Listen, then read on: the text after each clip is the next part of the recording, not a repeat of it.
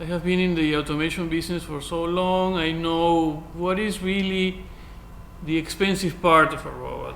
When you start taking off sensors, and cables, and drivers, and motors, then the only thing that is left is the gearboxes.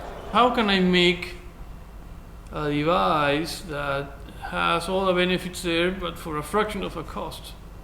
In my case, I need to go all the way to a fundamental idea, and I start sketching. And when you are convinced, then you go to the computer. You start putting some precision on the design. Now you can simulate things on the CAD program. When you are convinced about that, then you can say, okay, I'm going to start making the parts.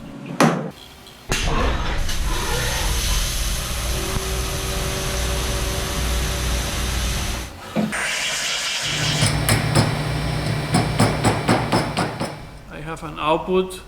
I need to couple to that object so this object could rotate. Now, what it rotates are a set of blocks that I can move in a plane. And I need to make those blocks move or be synchronized in such a way that they will walk. So now the thing starts getting shape. Now you can see the benefits. It could be less expensive because I don't need a large number of parts. I don't need to have points of contact, like we have really surface of contact. The mechanical stress is not concentrated in single points. It's very nice distributed through the internal parts. And that will allow work with other materials that are cheaper, like aluminum and plastics or just raw steel. So suddenly, like everything starts making sense as a whole. At the basic level is better because the relation torque-weight is higher. So this has a higher torque density.